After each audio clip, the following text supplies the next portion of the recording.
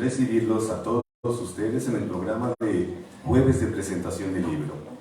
El libro que hoy nos reúne este día lleva por título Filosofía y Arte, una revisión crítica de las estrategias estético-políticas, de la ironía, de la mirada de Gilles Deleuze del arte contemporáneo en México, de Raquel Mercado Salas. La versión electrónica puede descargarse de manera libre en el sitio libros.uaa.mx y el libro impreso puede adquirirse en la librería UAA, edificio Infoteca del campus universitario. Participan en esta presentación Katia Arjona Díaz, María Isabel Cabrera Manuel y por supuesto la autora. A continuación escucharemos la intervención de Katia Arjona Díaz, quien es licenciada en Filosofía por la Universidad Autónoma de Aguascalientes. Tiene estudios de posgrado en Ciencias de las Religiones por la Universidad Complutense de Madrid con el proyecto La Filosofía como Problema, aportes para una visión alternativa de la religión, el libro del sentido común sano y enfermo de Franz Rosenwein. Ha realizado una estancia de la investigación en la Universidad de Friburgo, Alemania, y ha sido profesora en diferentes instituciones como la Universidad Autónoma de Aguascalientes, la Universidad Michoacana de San Nicolás de Hidalgo y la Escuela Nacional de Estudios Superiores de la UNAM en Morelia, Michoacán. Actualmente está cursando el doctorado en Humanidades en la Universidad Autónoma Metropolitana, Unidad Iztapalapa, en la línea Filosofía Moral y Política. Su proyecto de investigación se titula Cartografías feministas, escribir espacios, cuerpos, territorios por una gestión femenina de la vida. Adelante, le escuchamos. Hola.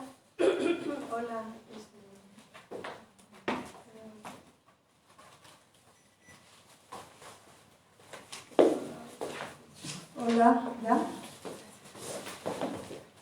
Bueno, buenos días. Es un gusto estar aquí acompañando a Raquel y haber sido convocada a esta primerísima presentación. Creo que estoy más nerviosa que ella. Y bueno, es una alegría también ver que tiene muchos interesados en escuchar esta presentación. Gracias por estar. Y bueno, también me siento muy emocionada porque está Isabel aquí. Y bueno, el libro, que es el que nos convoca realmente, es la primera vez que lo veo impreso. Cuando lo leí en digital fue muy desafiante porque es un libro desafiante.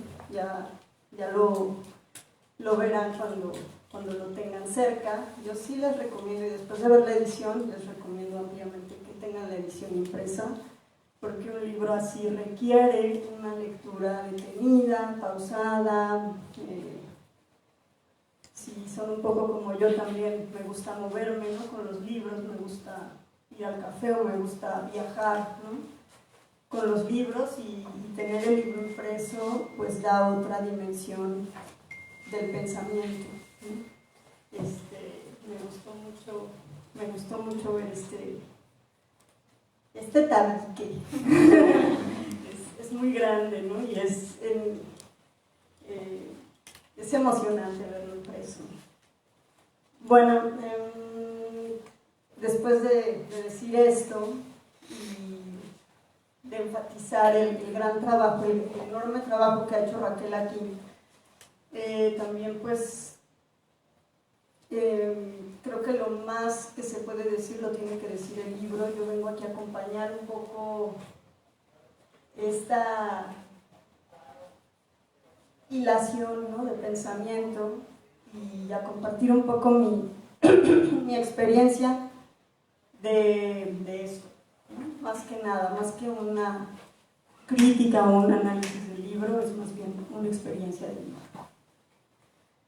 Y bueno, yo le he titulado a esto, lo escribí porque si no me pierdo y es peligroso eso. Interferencia, una mujer, un libro. ¿Sí se escucha bien o me acerco bien al micrófono? Sí. Escribir parece sencillo. Se toma el lápiz, el papel, se escribe. No obstante, y pese al boom editorial donde en tiempos recientes hay tantas mujeres publicadas, escribir sigue siendo un acto de conciencia, de revelación, de urdimbre. El estallido, diría Helen Sixsud, una mirada hacia adentro que se clava como una flecha en el mundo. Una flecha que deja registro del mundo y de la vida que lo habita. Una flecha que se clava y aunque abre, no hiere. Enhebra, hilvana, teje. Raquel Mercado Salas es una mujer que escribe. Se dice con unas cuantas palabras, pero escribir es un acto trascendente. Y a las mujeres, por tanto tiempo, se nos ha negado la trascendencia histórica, la permanencia, la impronta. Y sin embargo, ella escribe. Escribir es el acto simbólico de la posibilidad, el salto transgresor que va de lo imposible a lo posible. Ahí donde había una página en blanco, ahora hay un camino, y ese camino abre el mundo que al abrirse se transforma. Me emociona la existencia de este libro. Ha sido acompañar la concepción de una idea, saberla cobrar forma, hablar de ella, las maneras en las que se ha transformado y finalmente verla nacer en un libro. Una idea infinita, como un hijo que nace y deja de pertenecer a su madre. Y durante su vida continúa creciendo y cambiando sin dejar de ser quien es. Así un libro que ya no es de Raquel, sino mío y de todas las aquí presentes. Hace 20 años más o menos me traiciona mi memoria del tiempo. Raquel comenzó a imaginar lo que significa la risa. Una pregunta que ha atravesado no solo su actividad académica, sino su hacer cotidiano. La filosofía es un modo de ser, se lleva puesta donde quiera que se va. Desde que la conozco, esta pregunta, planteada muy bellamente en este libro, ha rondado su pensamiento y sensibilidad. Y voy a citar un fragmentito. Retomo la alegría inicial. Comienzo por preguntar, ¿qué nos hace reír? ¿Cuáles son los detonantes de los afectos con los que lidiamos todos los días? ¿Por qué el estado de ánimo implica un impasse o un flujo en la expresión del pensamiento mucho más intenso que la búsqueda de claridad lógica de la enunciación? ¿Cómo se configura nuestra agencia o paciencia en las relaciones que establecen con los otros a través de los afectos? Ira, erotismo, llanto, risa. Palabras de uso cotidiano que juegan un papel más importante que la definición de verdad, una vez cruzado el umbral de un recinto académico. Así, con este libro, Raquel nos invita no solamente a adoptar la alegría como resistencia, sino también como forma de dislocación, visor que se fragmenta y abre para poder enfocar la mirada y el tacto de otro modo, un modo donde la risa emerja y nos libere, dotándonos de un sentido nuevo y un silencio. La risa, repito, y se me enchina la piel como un concepto más importante que el concepto de verdad.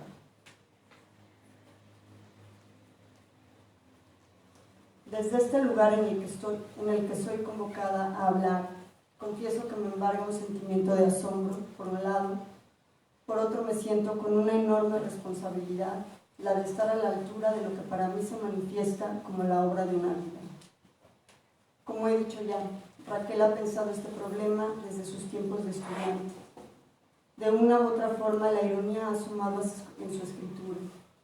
La ha llevado consigo como una compañera y una amiga. Estar en este lugar desde el que soy convocada me implica mirar con asombro a la mujer que ha tenido la disciplina, el amor, la constancia, pero sobre todo la convicción de un proyecto. Aquí, en estas páginas, nos va a regalar la visión que ha construido a lo largo de más o menos 20 años. Y ustedes dirán, ¿esa es razón suficiente para leerlo? Yo diría que sí. Pero si con eso no basta, podemos añadir que esta mujer no solamente se sentó un día y dijo, hoy voy a escribir un libro, sino que además este libro ha sido acompañado por estudios de licenciatura, de maestría, de doctorado, por horas y horas de muchos años de docencia, por viajes en avión, por carretera, por charlas interminables en reuniones y cafés con amigas. sus domingos familiares. Este libro ha sido articulado cuidadosamente. Basta con leer la primera página del primer capítulo para saber que hay algo muy trabajado y diferente esperándonos. Y cito este comienzo. Gilles Deleuze sonríe a Claire Parnet. Responde con cuidado a cada una de las preguntas que ella plantea. La observa. Su mirada oscila entre la atenta escucha y el apunte inquisitivo. Le obsequia una sonrisa franca pero sutil. Del otro lado de la pantalla observo el ritual del diálogo, sin estar presente en ese espacio íntimo de los años 90, sino frente al cuadro de luz de mi ordenador. Rebobino el detalle, anoto las interacciones de las palabras. Es un diálogo que sucede sin ser una clase, sin ser un debate, sin ser un escrito. Es un encuentro, una cita. De nuevo, pierdo la atención al ver encenderse un cigarrillo en la pantalla e imagino el olor del espacio interior, la distribución de los objetos. Veo el humo inundar una habitación, escucho un corte. Reinicio 3 veces más la misma entrevista. Se repiten otros diálogos, los de la memoria, en el tránsito urbano, en una clase vespertina, en la anécdota en un bar. La sonrisa de Deleuze persiste y el tono de Claire vuelve como una voz que me obsesiona.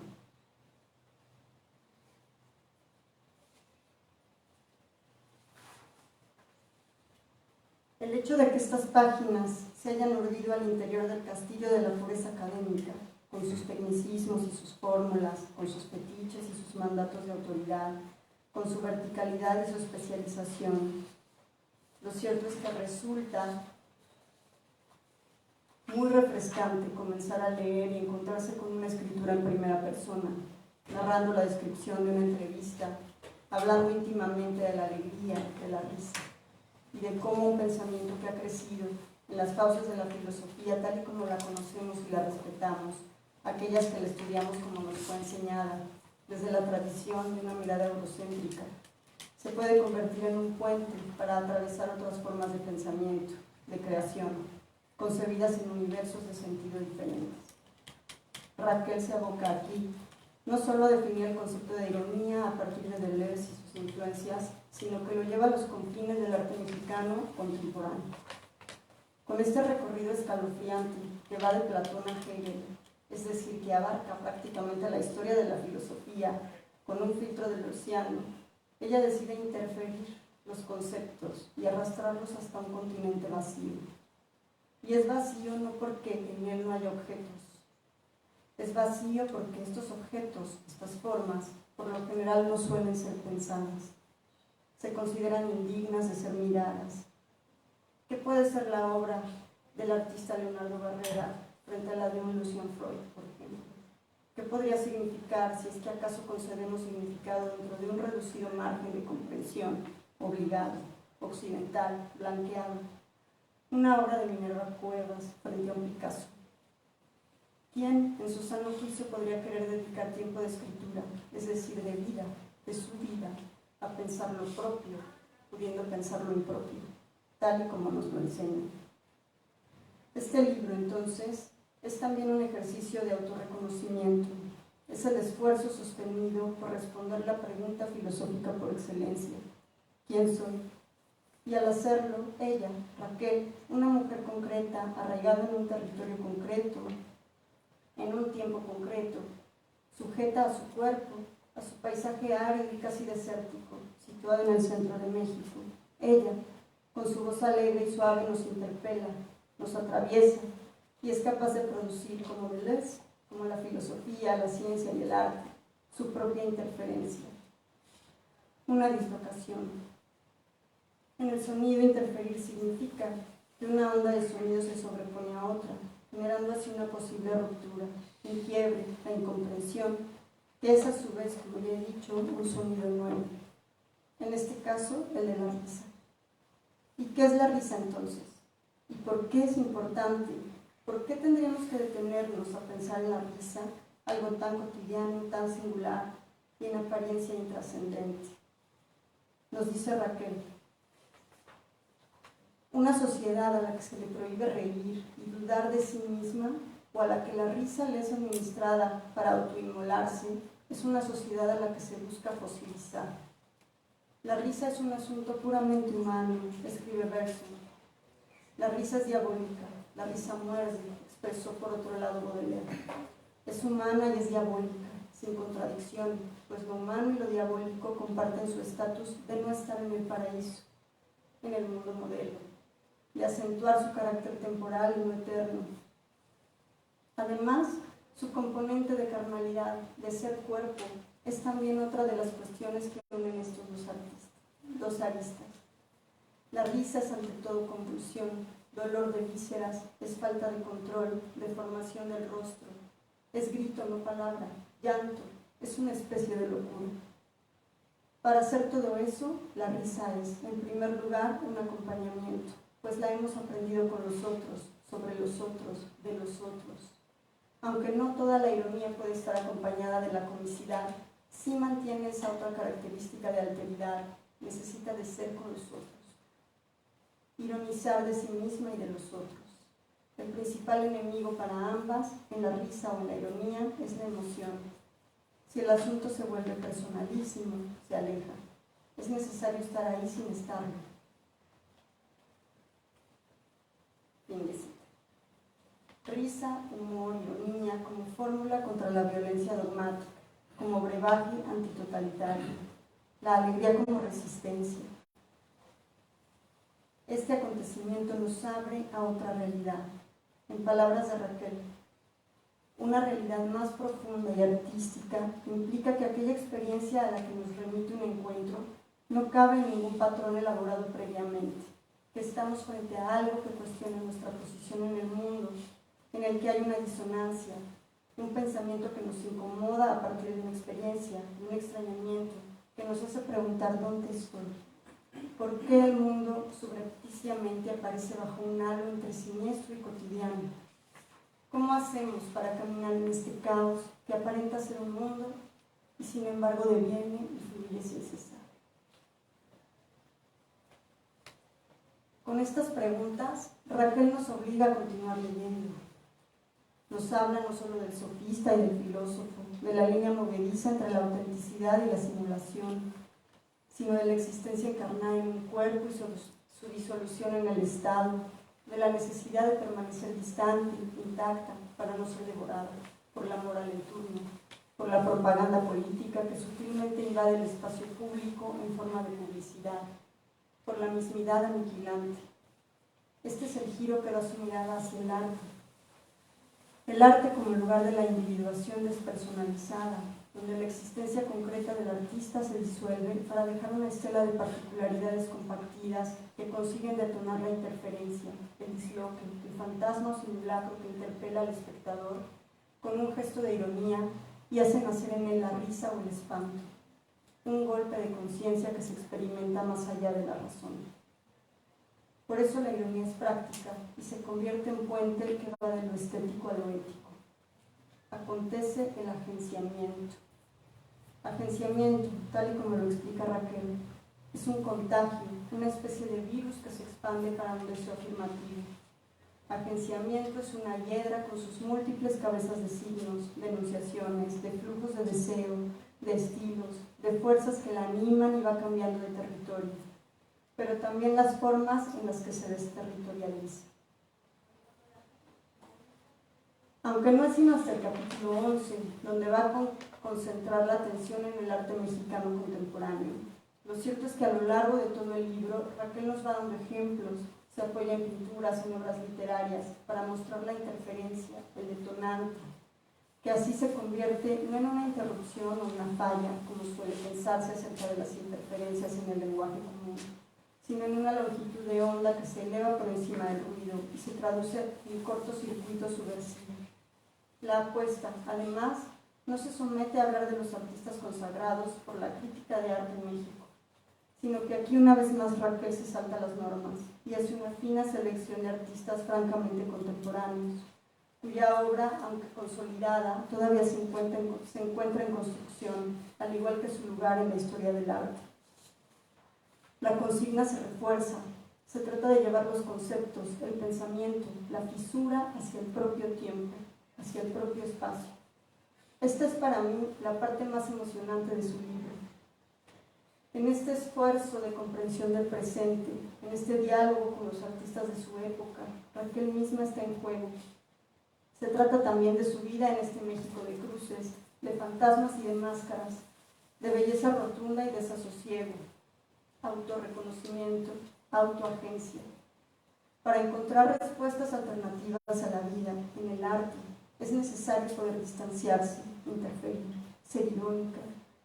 Por ello, sostiene Raquel, ese es el motivo de fondo por el cual se plantea este camino, uno en que seamos capaces de pensar con distancia y crítica, esto es, desde el humor y la ironía, lo que acontece en los momentos de crisis, cuando los modelos de representación colapsan, y con ellos la imagen del mundo y del pensamiento. Con este ejercicio de implícita y obligada reflexión, que es autorreflexión, me obliga a cuestionarme a mí misma, es decir, a la lectora, al lector. Nos obliga a cuestionarnos acerca de nuestro ser en el mundo.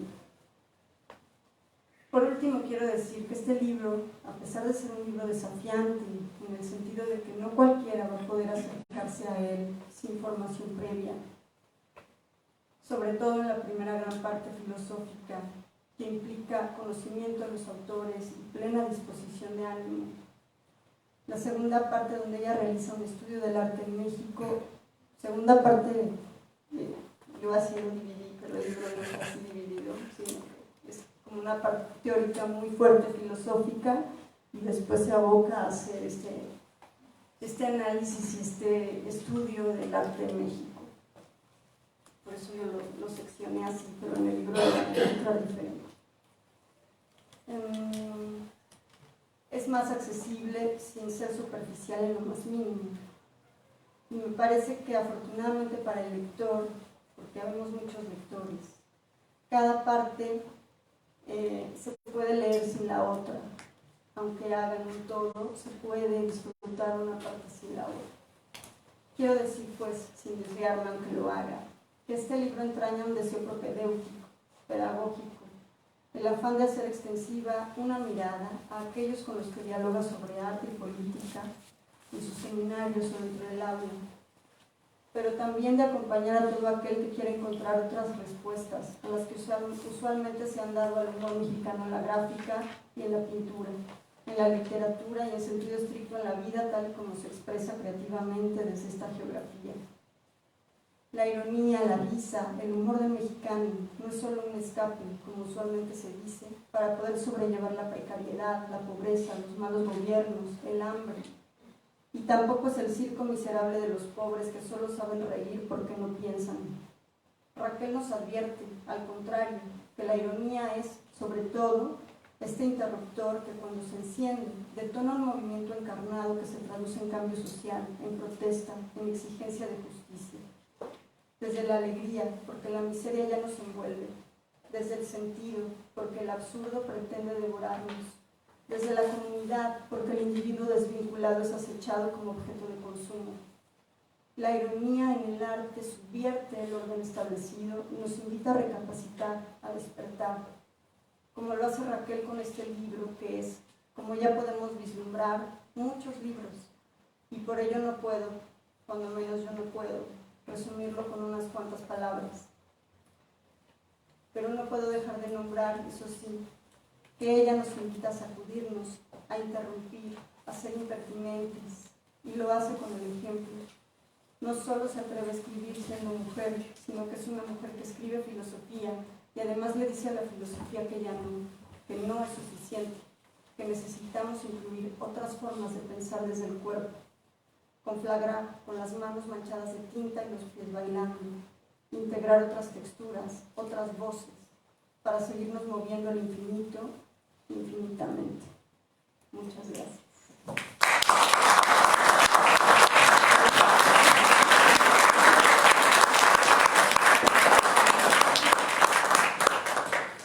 Muchas gracias, profesora Katia, por sus comentarios y su profunda reflexión. Muchas gracias.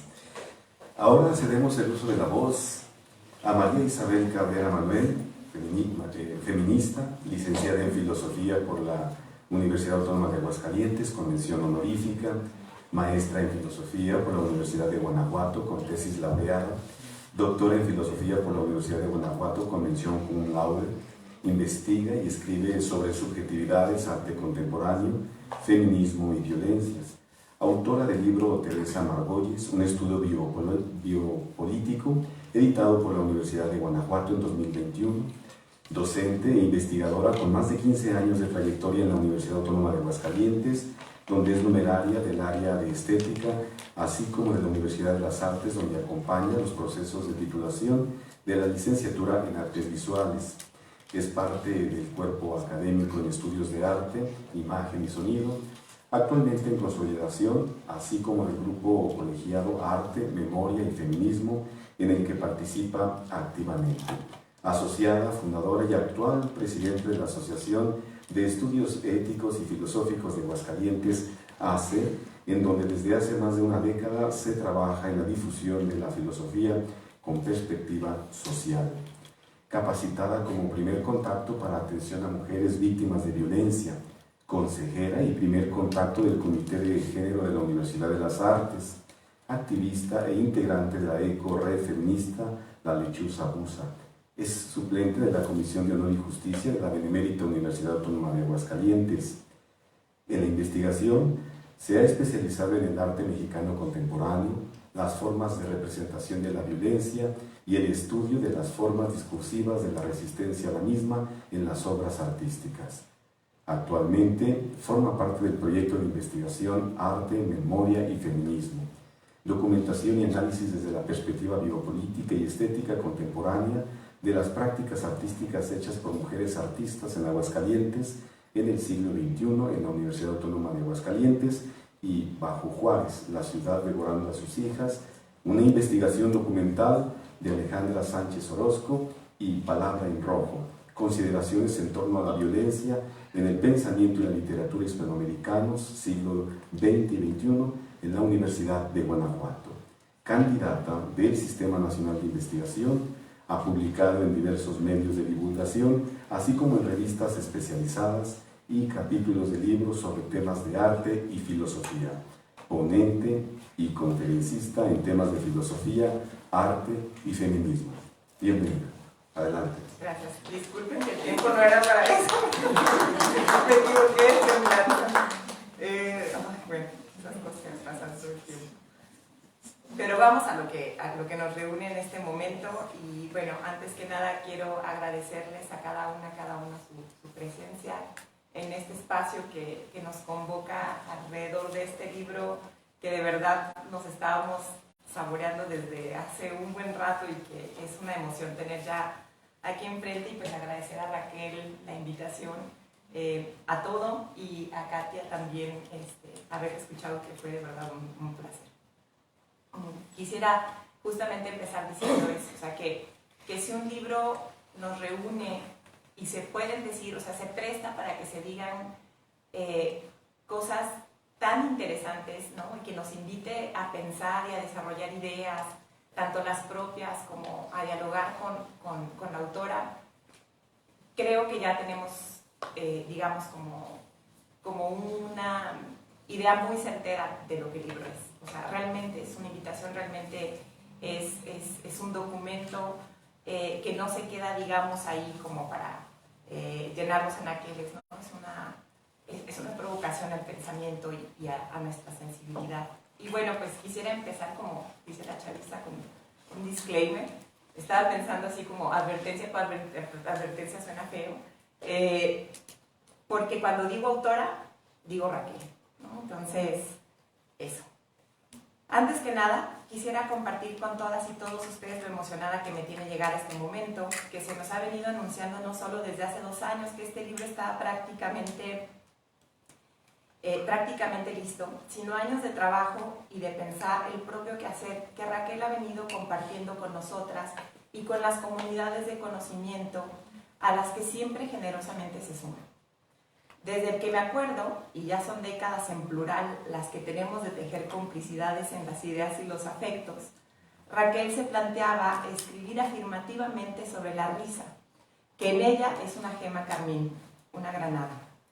En aquel proyecto humorista, un horizonte siempre visible fue el de la ironía.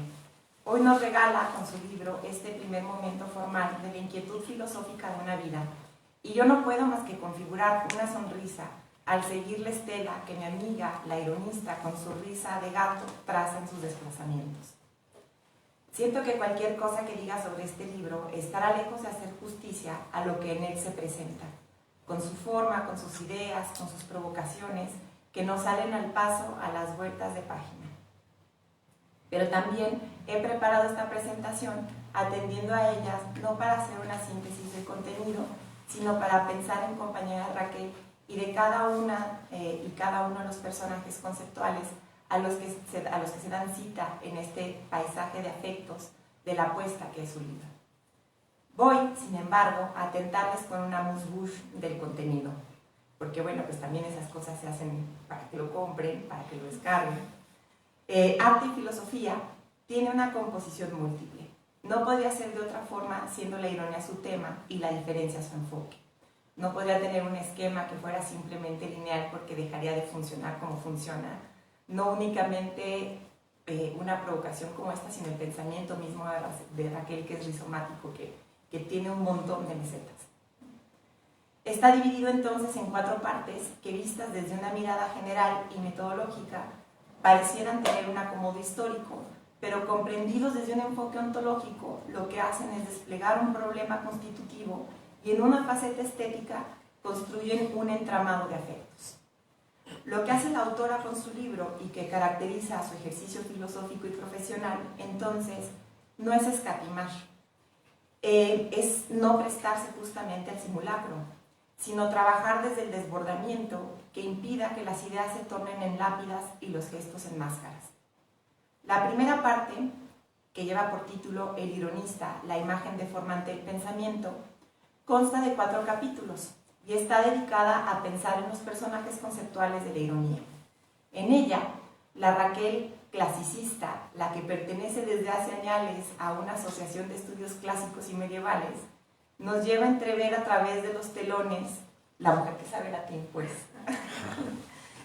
nos lleva a entrever a través de los telones de la representación, la aparición misma en escena de ese personaje conceptual que es Sócrates, la odisea del pensamiento de la que fue literalmente objeto y el escenario, este paisaje en el que se va configurando la ironía. La segunda parte del libro está integrada por 3 capítulos y lleva por título La ironía poética de la diagonal finitud e inflexión histórica. Aquí la autora tiende un puente de los personajes a la forma misma de la ironía en la tradición filosófica moderna y particularmente romántica, de la que cabe decir es una enamorada activa. Aparecen en este tejido, como no podía ser de otra forma, Hegel y su falta de humor, que considera la ironía enfermedad. Es Hegel que hace de ella un prisma de lo poético, y la conciencia severa de un Kierkegaard que sabe ver en la ironía y en los personajes conceptuales que la representan un problema filosófico significativo, a través de los cuales Raquel nos va mostrando las formas mismas del quehacer filosófico, sus miserias y sus potencias, reveladas a través de las consideraciones de una figura de pensamiento que rebasa las más canónicas, como la idea de lo sublime, por ejemplo. La tercera parte, empeño funámbulo, ironía y humor como paradoja de la acción frente a la ley y los totalitarismos del siglo XX, trabaja en el reconocimiento de la potencia afirmativa de la ironía en el aspecto en el que es una resistencia a las formas de la ley, y está integrada por 2 capítulos, en los que se estudia por un lado algunos de los aspectos filosóficos más determinantes del ejercicio de la ironía expuestos en el pensamiento de Yankelevich, quien sabe apreciar el fondo nutricio de la misma a pesar de su naturaleza pasajera, huidiza, y de Hannah Arendt, a quien le debemos quizá uno de los ejemplos más coherentes y a la vez desgarradores de lo que la ironía permite, pero sobre todo de aquello a lo que le pone un alto decidido. En esta tercera parte del libro aparece ya de forma amplia la apuesta afirmativa de Deleuze y la ironía, que podríamos decir que es el agente disruptivo que se encuentra disperso en toda la investigación que tenemos entre nuestras manos ahora sí, y que al tiempo la recoge.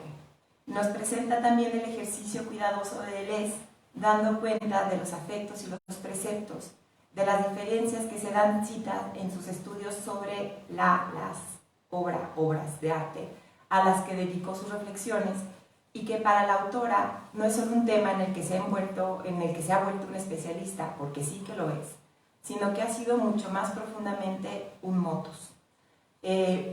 Justamente esta capacidad de moverse que la ha llevado a trazar desplazamientos como este al que ahora le vemos la estela y seguimos el rastro. La cuarta parte del texto, y personalmente también mi favorita, está conformada por 4 capítulos y completa los 13 capítulos del libro. Se denomina Ironía, agenciamientos y arte público en las prácticas artísticas en el México contemporáneo, y en ella encontramos la propuesta situada en la que se incardinan las lecturas filosóficas de la ironía a las que asistimos en el resto del documento, para verlas activadas y afirmadas en el caso de las propuestas del arte mexicano contemporáneo que la autora contempla para su estudio a partir de una importante selección de obras de 3 artistas que están muy vivos, ¿no? Completamente en activo: Minerva Cuevas, Roberto de la Torre y Leonardo Barrera, cuyas obras elegidas para dar cuenta de las posibilidades de la ironía en el arte y como motivos vivos de lo que busca mostrar este libro son como una especie de punchline en el chiste, la cereza de un pastel que no por altamente nutritivo deja de ser particularmente sabroso. Hablaré un poco más de esta parte porque siento que lo que ahí se logra es un ejercicio filosófico particularmente significativo y una muestra justamente pues de la madurez, o sea, de lo que permite el ejercicio de toda una vida de trabajo, como decía Katia, que luego decir estas cosas parece como si nos estuviéramos despidiendo de ti, amiga, pero no, o sea, al contrario, le estamos diciendo hola, ¿no? O sea, hola, ¿qué tal? A ideas que se han discutido un montón, pero que tienen un futuro, la paz en tus pensamientos, en tus ideas y seguramente en el de las personas que compartimos contigo. Hablaré un poco, les decía que entonces voy a hablar un poquito más de esto, ¿no? Porque es un estudio situado, incardinado, que parte de la realidad material del presente, de la escucha de las voces y de la búsqueda no solo filosófica, sino geográfica de y por las personas. Aquí hay una cuestión que, bueno, pues a mí me tocó un poco como vivir con Raquel muy de cerquita, pues todo el proceso de esta investigación, y una de las cosas que les quiero decir es que pues una la ve y es una persona pues muy amable pero muy decidida, y con toda esa decisión que la caracteriza, se hizo el tiempo de los recursos y de las estrategias para ir a platicar y hablar con artistas que no se dejan ver tan fácil, ¿no? Entonces, una de las cosas que de verdad es un regalo en este documento es que es un registro de primerísima voz del trabajo y de la reflexión de Minerva Cuevas, de Roberto de la Torre y de Leonardo Barrera, como seguramente no se van a encontrar, por supuesto en sus obras, pero quizá no en otros esfuerzos en los que se busca saber qué es lo que hacen y por qué lo hacen estos artistas.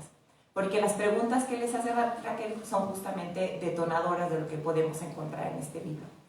Además del libro van a encontrar el registro de las entrevistas, que me parece también otra de las muestras generosas de Raquel, porque ese es una herramienta, ¿no? Va a ser contenido del que cualquier persona que esté interesada en el tema va a poder echar mano de manera directa, bueno, mediada quizá por las preguntas de Raquel, pero directamente de la voz de estos artistas, para poder también desarrollar sus propias investigaciones o sumar a este ejercicio de reflexión y pensamiento filosófico y de otras naturalezas que se tiene que hacer acerca del arte contemporáneo en México, y que, como bien decía Katia, son terrenos que todavía no están suficientemente trabajados, pero que también en su paisaje bastante, en el mejor de los sentidos, rural, tiene muchas cosas que ofrecer, ¿no?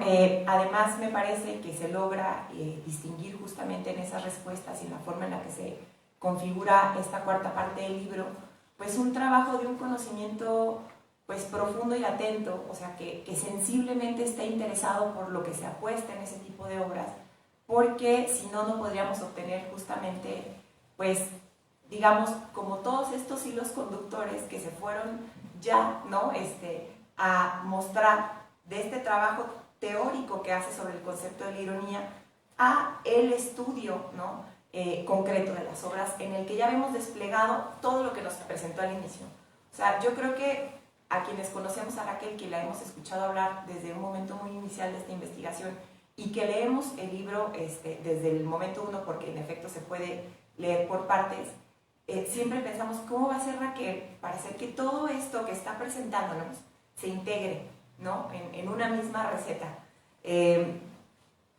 Y lo logra al final, ¿no? Y lo logra de una forma que me parece significativa, que me parece que revela cosas que pueden estar dichas algunas en la obra, pero que rebasan a la obra, porque las obras tampoco son estos modelos de referencia a los que hay que rendirles culto y pleitesía, sino también oportunidades para seguir pensando y seguir sintiendo cosas. Entonces, de verdad que esta cuarta parte del documento me parece la que yo personalmente disfruté más, ¿no? Aparte tiene chismecito bueno, y habla de cosas que verdaderamente son muy importantes. O sea, cómo en tanto que subjetividades nos planteamos sensiblemente frente al colonialismo y a la depredación. Cómo como mujeres, por ejemplo, podemos distinguir y explotar las figuras patriarcales, y cómo como subjetividades hacemos para no seguir reiterando sobre nuestras propias personas, sobre nuestras cuerpas, los mecanismos de dominación que nos mantienen tan sujetos a las vidas precarias, ¿no? Entonces, creo que de verdad estas son cuestiones que son fundamentales en el trabajo. Bueno, no quisiera tampoco dejar de decir que Arte y Filosofía es un libro docto en varios sentidos. Porque como bien nos comparte Raquel, este trabajo no habría podido ser realizado sin las condiciones materiales y de tiempo que quizás solo permite en nuestra condición los estudios de un doctor. Es docto porque es una reunión de saberes, intereses y estudios que el autor ha realizado a lo largo de toda una trayectoria filosófica. Es docto porque si alguien quiere saber algo de ironía, este es el lugar y este es el libro. Es docto porque le habla a filósofas, a estudiosas del arte, a artistas, a personas que gusten del pensamiento y de la vida. Pero es docto también y sobre todo porque, como la ironía, es un libro que da cuenta del ejercicio sensible de la inteligencia y la capacidad de adaptarse, porque, como bien dice la autora en sus consideraciones finales, la elección misma del tema partió de un ejercicio de reconocimiento y cuidado de sí, porque investigar durante tanto tiempo un tópico es duro. Pero si el tema es amable, la tarea se disfruta como se disfruta la lectura, y yo por esa claridad le daría otro doctorado a Raquel. Sí. El esfuerzo de la autora por tejer, por reunir, por mostrar las potencias de la ironía a través de la historia del pensamiento, en sus positivos y en sus negativos, en sus dobles, en sus singularidades también, que a su vez se va extendiendo a lo largo de la exposición compleja que despliega el libro, nos muestra que cada una de las obras que Raquel toma como objetos de estudio nos muestran cómo vuelve a aparecer en ellas esas figuras de los personajes conceptuales, en sus posibilidades, en sus tropiezos, y en el sentido al que se suma, con ironía, a una tradición que conoce hasta el punto que construye su propio Sócrates, ¿no? O sea, así como Raquel habla en el libro de los Sócrates, personajes conceptuales que van, digamos, como introduciéndose en diferentes momentos en la historia de la filosofía, ella también construye su propio Sócrates para poner a bailar a sus dobles. Quiero agradecer personalmente a Raquel la oportunidad no solo de acompañar la primera presentación de su libro, además con Katia, sino sobre todo la oportunidad de escucharla y aprenderle de manera constante desde el momento uno en que me participó de su proyecto, bueno, desde mucho antes, desde el día que la vi, pero desde el momento en que me participó de su proyecto de investigación que aquí vemos reunido. Por eso quiero agradecer también su decisión de publicar en este libro, en un sello editorial universitario, el resultado y la posibilidad de todo este trabajo, pues con ello profundiza en su apuesta inteligente por ver los caminos ya trazados y que parece que llevan siempre a los mismos lados, la distinción de lo múltiple y la diferencia, de la construcción de horizontes en las que corramos más rápido que Sócrates o lo observemos alejarse sin sosiego, con la alegría y la convicción profundas que sacuden a las cuerpas sin órganos de las que saben reír antes que hablar. No hay corazón, tan solo un problema, dice Deleuze en una de nuestras citas favoritas compartidas. Y en efecto, lo que hace la ironía es configurar la intuición sensible del problema, antes de que éste alcance a ser identificado, conceptualizado, justo en su sentido de movimiento, no de identidad, sino la polémica, lo múltiple, lo temporal, lo inacible, pero lo que de hecho confluye en los afectos es lo que aquí interesa. Esta es la única cita que voy a hacer del libro porque de verdad me costó muchísimo trabajo, o sea, quito esto, pongo esto, pero bueno, aquí decidí quedarme con esta. Dice Raquel, la pregunta reformulada sería, ¿por qué es importante recordarnos que en el pensamiento la ironía es una sana precaución? Porque sin los afectos afirmativos como la alegría, la risa y la ironía, el riesgo del pensamiento es el de tornarse tan en serio que se coloque a sí mismo como modelo de representación del mundo en un narcisismo inflexible de la identidad. Y no solamente ese obstinado narcisismo de la autorreflexión, sino el peligro de petrificación frente al rostro absoluto de la fuerza de la vida y el poder. Y como siempre acepto las invitaciones que me hace Raquel, porque son las mejores. Termino aceptando también la que nos lanza al final de su texto. Seamos garrapatas. Muchas gracias, todas y todos. Y para tener chiste, tienen que ir al libro.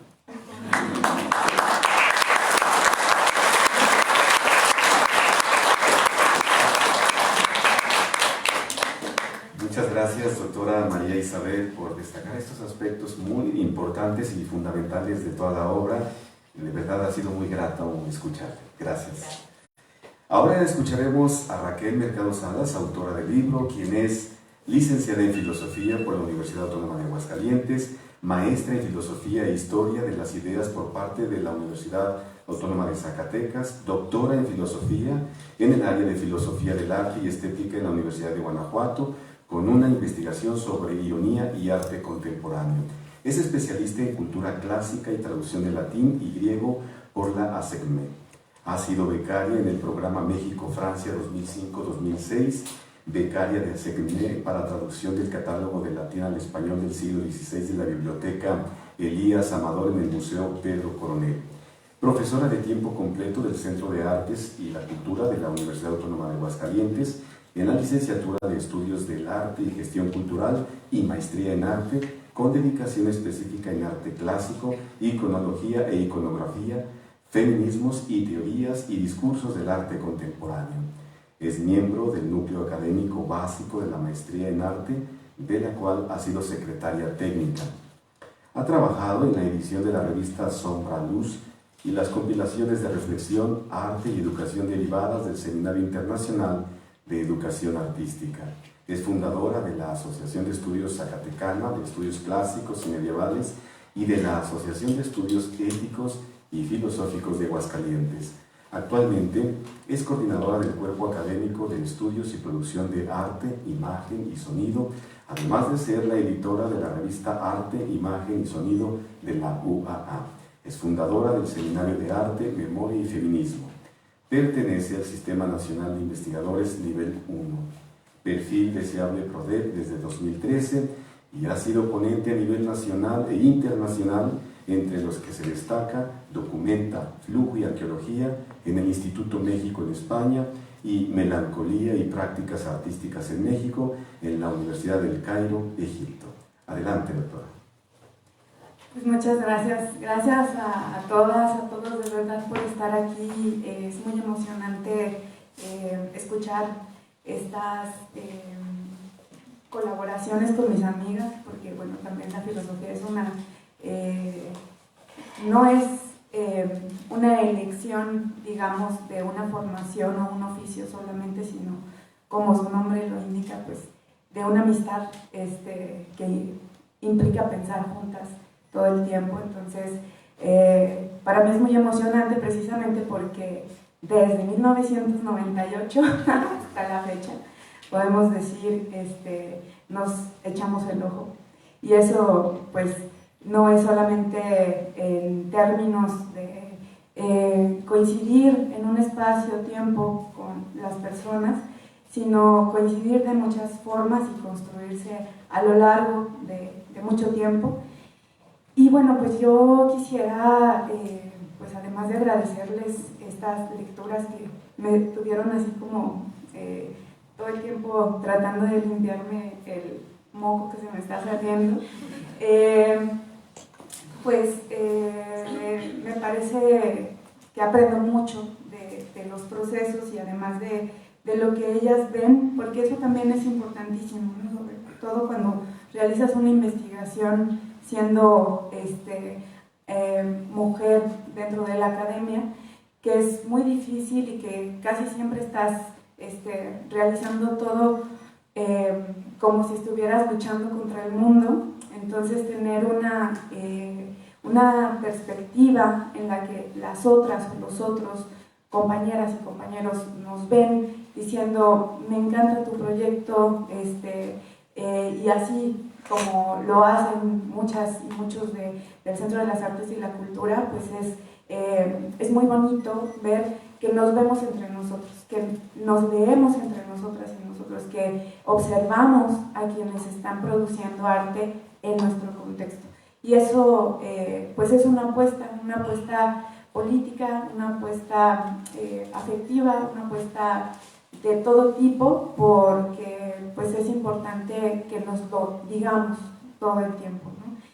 Y bueno, pues por supuesto le agradezco mucho también a la Universidad Autónoma de Aguascalientes, por supuesto, ¿no? Porque poder haber estudiado un doctorado con un apoyo que no cualquier profesor o profesora tiene por el tipo de contratación que yo tengo, pues claro que me apoyó de una manera importantísima para realizar este posgrado, para realizar la investigación y encontrar además con un núcleo académico en la Universidad de Guanajuato que es impresionante también, cómo es que hay espacios extraños en el mundo como Guanajuato, en donde puedes tener un seminario del que te da la gana y puedes dedicarte a ver un solo libro, un año completo, pero leerlo en serio, discutirlo en serio, cada una de las sesiones, y además con una maestra que en ese caso fue mi asesora de tesis, especialista en ese ámbito, con 4 personas, que lo permita eso, una institución, un espacio para pensar durante tanto tiempo de manera tan profunda, es casi que decir, somos muy afortunadas, ¿no? Al estudiar lo que pudimos estudiar en la Universidad de Guanajuato, con el apoyo, por supuesto, como menciono. Y bueno, no quiero dejar de mencionar también a Marta Esparza, porque una de las cuestiones también que yo le decía cuando estábamos elaborando el texto, le decía, Marta, por favor, no quites las entrevistas. Y Marta me decía, no las vamos a quitar. Y también le decía, oye Marta, pero hay que dejar todas las imágenes. Y Marta me decía, dejamos todas las imágenes. Y cualquier cosa, o sea, no era algo que no hubo en este texto, pues, algo en el que no hubiera siempre una respuesta afirmativa por parte de editorial. Y bueno, pues que eso me parece importantísimo porque en la última parte del libro que ustedes pueden ver, cuando yo lo realicé, a pesar de que hay artistas que son importantes a nivel internacional o que son sumamente reconocidos como Minerva Cuevas, no hay un documento, cuando te pones a investigar sobre ella, no hay un documento que realmente aborde de manera profunda su trabajo, cómo es que lo está planteando. Y de hecho, bueno, lo que yo hice es solamente una forma de ver el trabajo que sobrepasa toda la producción de Minerva Cuevas, ¿no? Yo solamente vi un pliegue, podríamos decir ese pliegue de la ironía, pero hay muchas cosas más que no están estudiadas, que no están documentadas, que no están puestas, digamos, en texto y en investigación. Mucho menos, por supuesto, con artistas como Leonardo Barrera o como Roberto de la Torre, ¿no? Que son tres artistas completamente distintos. Mientras que Roberto de la Torre es un artista que es un profesor en la Escuela de Artes Visuales allá en el DF, en la Esmeralda, y que todo el tiempo está haciendo ese trabajo pedagógico y que se autogestiona toda la producción, todas las exposiciones. No tiene una galería como el caso de Minerva Cuevas, la Curimansuto, o etcétera. Es muy difícil encontrar también el lugar del texto y donde se puedan enmarcar pues todas estas reflexiones también de los artistas, ¿no? Y Leonardo, que es también un nómada, los tres tienen esa característica nomádica, que por supuesto es estarse moviendo todo el tiempo en sus prácticas y sin embargo están haciendo unas críticas que pueden verse cruzadas en la parte del libro. Una crítica que nos habla mucho de México. En el caso de Roberto de la Torre, nada más pude acceder a una imagen, por ejemplo, que es la imagen de portada y que además, en un principio la que digamos como catalizó el texto como corpus de arte fue esta imagen. Esta imagen que aparentemente puede ser muy inocente si se ve desde una mirada furtiva, en realidad es una imagen que habla de una pieza que es Chacmol, que solamente esa pieza pudo estar en dos ocasiones expuesta, una en la Plaza Loreto y otra en el MUAC, y que se la hicieron inmediatamente, no duró en ninguno de los dos casos, casi que no duró 24 horas expuesta, por las condiciones en las que, digamos, venía la crítica y la presión de quitarla del espacio público. Esta pieza fue una pieza colocada por Roberto de la Torre a través de una convocatoria, que era una convocatoria que quería un poco reflejar una especie de réplica del mainstream a lo Kunst, ¿no? Con los inflables, pero que él decidió reelaborar a partir del problema de la pedofilia en México, en el caso particular de los legionarios de Cristo, y que ustedes pueden observar pues, el capítulo dedicado a Roberto de la Torre y su entrevista. Se le pidió que la quitara de los dos espacios, uno que es institucionalmente importante para el arte contemporáneo, que es el MUAC, y sin embargo la presión estuvo ahí, ¿no? Es una pieza que es muy difícil volver a exponer, pero que pues mantiene también esa condición punzante de crítica de lo que ocurre en México y de lo que ha ocurrido durante siglos, ¿no? También, y que además se enfatiza con las industrias culturales como Televisa, con todo un proyecto de publicidad y propaganda y muchas más cosas que bueno, aquí lo pueden encontrar. Entonces, yo le agradezco mucho a Roberto de la Torre, a Leonardo Barrera, a Minerva Cuevas, el hecho de que liberaron todas las imágenes de una manera muy generosa para que estuvieran en el documento y que además, bueno, como anécdotas, son realmente generosos los tres. Incluso Minerva me dejó en su estudio, así, voy a llevar a mi amiga a la parada del camión, ahorita vengo, y me dejó en su estudio y yo así de, me puedo llevar bien a Minerva Cuevas y no pasa nada. Pero regresó, platicamos 3 horas, pero son 3 personas que han sido muy generosas con el hecho de que ellas reconocieron que todos estábamos haciendo investigación, tanto ellas, ellos, como yo, y mostraron sus archivos de esa manera, ¿no? Los liberaron y están ahora en este texto. Para muchas personas quizá también podrán decir, es una mirada al arte contemporáneo mexicano desde Gilles Deleuze. No es una mentira, es decir, sí, es una mirada que se construye a partir de herramientas de un pensador de Francia, de esa generación que a mí particularmente me interesa.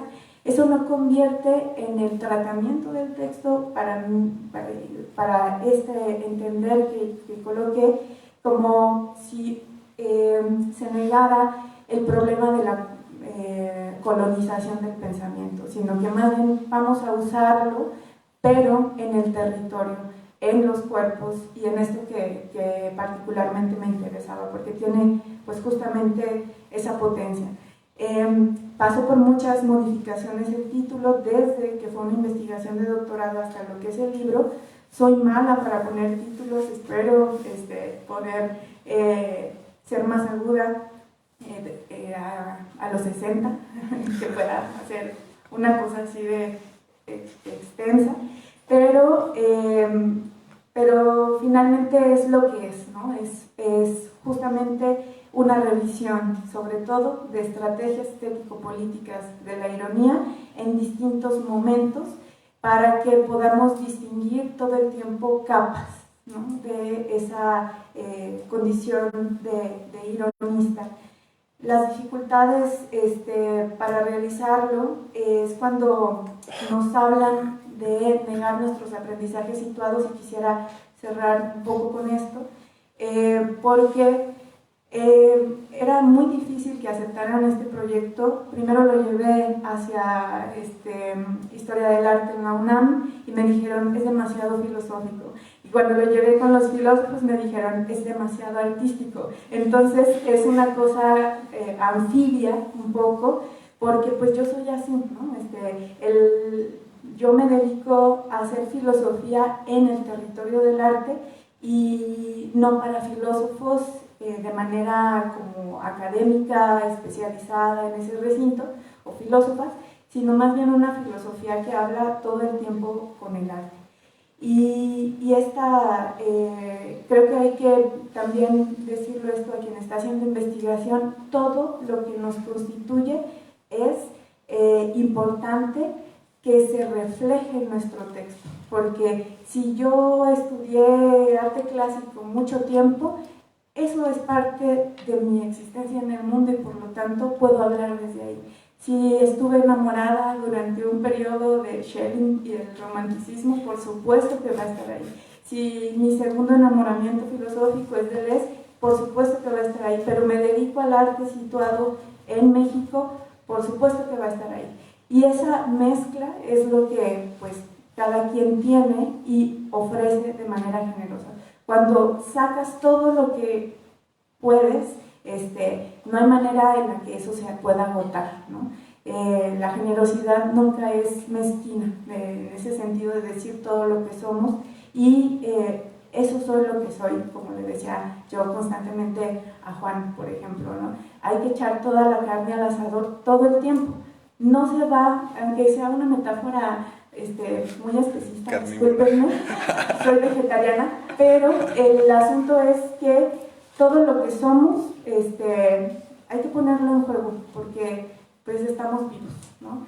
Estamos vivas, y no hay otra manera de existir más que de esa forma, al menos desde mi perspectiva. Entonces, bueno, este libro pues es sobre todo un libro de ficción, en ese sentido me gusta decirlo, porque en lo que se enfoca es en el carácter ficcional de la filosofía, y el carácter creativo de la filosofía, y el carácter de el arte como algo que nos hace estar en el mundo teniendo un poco de ahí, frente a la asfixia que vivimos todos los tiempos, ¿no? Y también pues no tiene nada de nihilista el texto, es una apuesta, aunque las cosas se estén derrumbando. Y ahí es justamente, hay cosas que se tienen que caer, ¿no?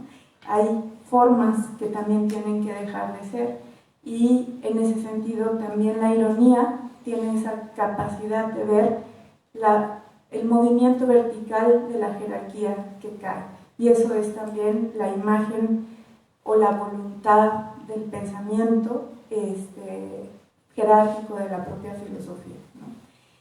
Y no va a pasar algo que realmente nos vaya a llevar al nihilismo en este sentido, sino a la afirmación también desde esa alegría colectiva. Y pues nada, este es el texto que yo les ofrezco, y les agradezco mucho su atención, su visita, su acercamiento a él, y que lo lean y que me puedan decir lo que quieran del texto. Estoy completamente dispuesta a discutirlo, a hablarlo, a plantear a desdecirme de muchas cosas también, porque pues nada está puesto en piedra.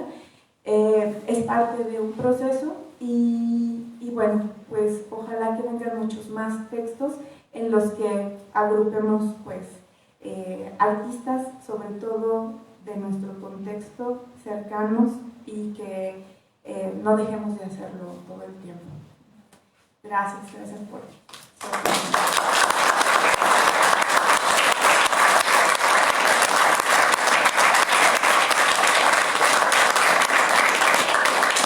Doctora, muchas gracias por su emotivo y sentida presentación. Sus palabras nos han conmovido. Agradecemos su participación y muchas felicidades por esta obra. Ahora es momento de ceder el turno al auditorio, a ustedes que nos han hecho el favor de acompañarnos esta mañana, para que con toda confianza, si desean hacer algún comentario, alguna felicitación, alguna pregunta, pueden hacerlo.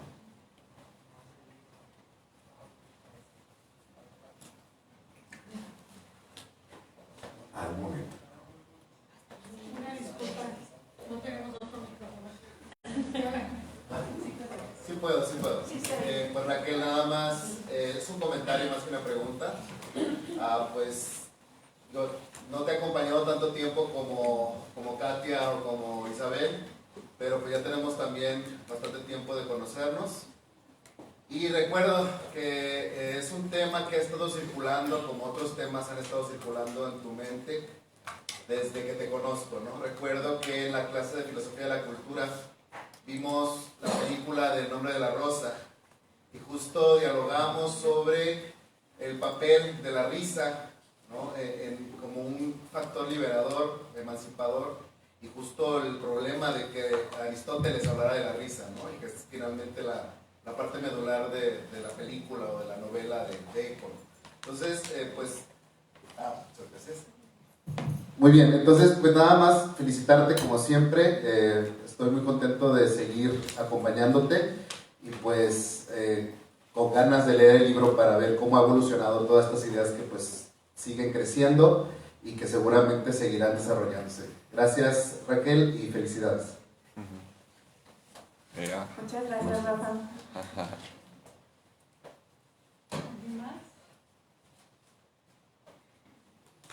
Bueno, pienso que aunque no hayan leído el libro, pueden a lo mejor tener preguntas metodológicas, como, por ejemplo, a mí se me ocurre, ¿no? ¿Cómo elegiste estos artistas? ¿O en qué te basaste, ¿no? Para discriminar a otros y decir, estos son como el centro, y cómo voy a formular mis entrevistas. Pienso que hay cosas que podemos saber aunque no tengamos el contenido. Cómo se va construyendo un libro es parte como muy interesante, ¿no? De después tener esto y poderlo leer. Yo eso sería como el rompehielos. Gracias, Katia. Sí, había un corpus muy amplio de artistas que iban a estar en un inicio, pero se fueron descartando, los fui descartando, porque me interesaba sobre todo, bueno, las piezas en las que yo inmediatamente tuve relación sensible, porque eso tenía que hablar sobre todo del corporativismo contemporáneo, ¿no?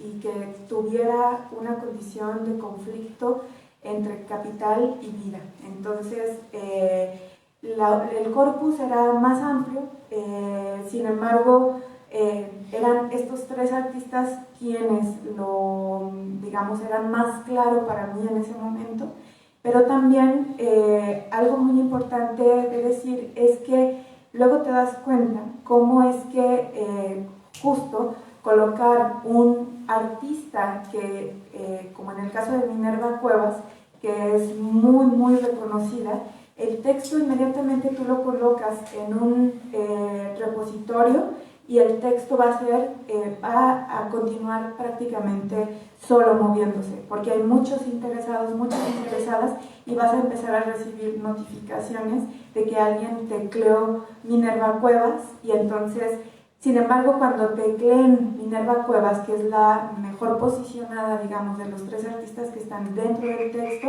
con ella van a ir tanto Leonardo como Roberto, porque están juntos con pegados. Entonces, esa es una cosa importante para mí, porque digamos que esa línea de potenciar la visibilización de artistas locales es tejer los caminos que otros artistas reconocidos internacionalmente ya tienen ese motor de búsqueda, y al vincularlos con los artistas locales que están haciendo algo tan importante como lo que hace Minerva Cuevas, justamente los pones en una especie de paquete, ¿no? Y ese paquete va pegado, y entonces funciona la movilidad también para que se vayan reconociendo otros territorios, porque si tú te quedas solamente con un artista o una artista que está en el mainstream, entonces lo que estás haciendo es poner todo tu esfuerzo y toda tu energía en ese artista en el mainstream, ¿no?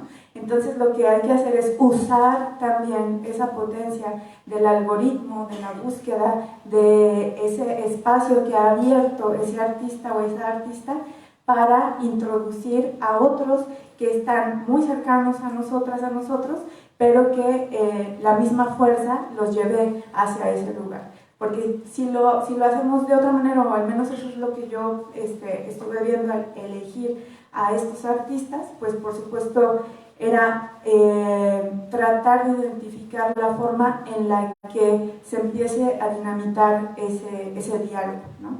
De qué manera está dialogando con los más cercanos que tengo, y eso es pues justamente como en todo, ¿no? O sea, si yo voy solamente con la reconocida institucional, pero no meto a toda la colectividad de la cual no están hablando, quizá, entonces es desperdiciar un poco esa energía que da el motor pues del diálogo, de disposición y de todo lo que viene con ello, entre otras cosas, pero pues sobre todo por tiempo, y porque era claro que las tres realidades de los artistas son muy diferentes, y que además me interesaba también que tuvieran esa vinculación con el conflicto capital-vida, porque hay muchas personas que nos podemos identificar con las tres piezas específicas de las cuales habla el texto. Gracias, muchas gracias por sus comentarios. Pues bien, es así como prácticamente estamos llegando al final de esta presentación. Recordarles que este libro se puede descargar de manera gratuita en el sitio libros.ua.mx, donde además tenemos un acervo de libros en acceso abierto para consulta de todo el público, y por otro lado contamos con algunos libros ejemplares en físico, aquí mismo hoy en este recinto, por si alguien desea adquirirlo, puede hacerlo. El departamento editorial agradece su generosa participación, su presencia, y los invitamos al brindis que se ha preparado para esta ocasión.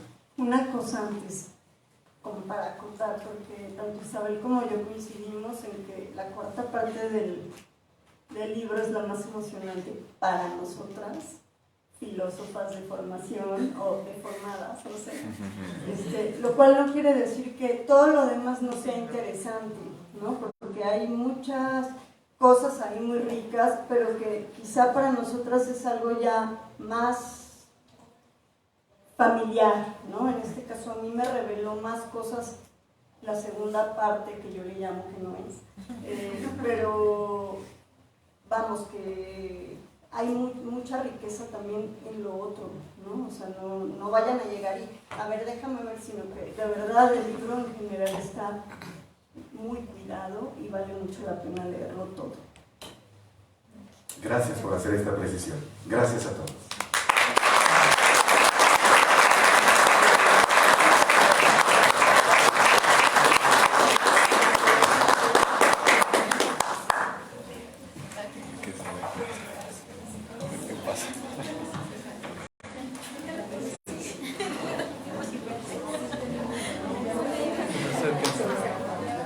No, porque se van a sentir. Pues es parte de la toma. Impresionante.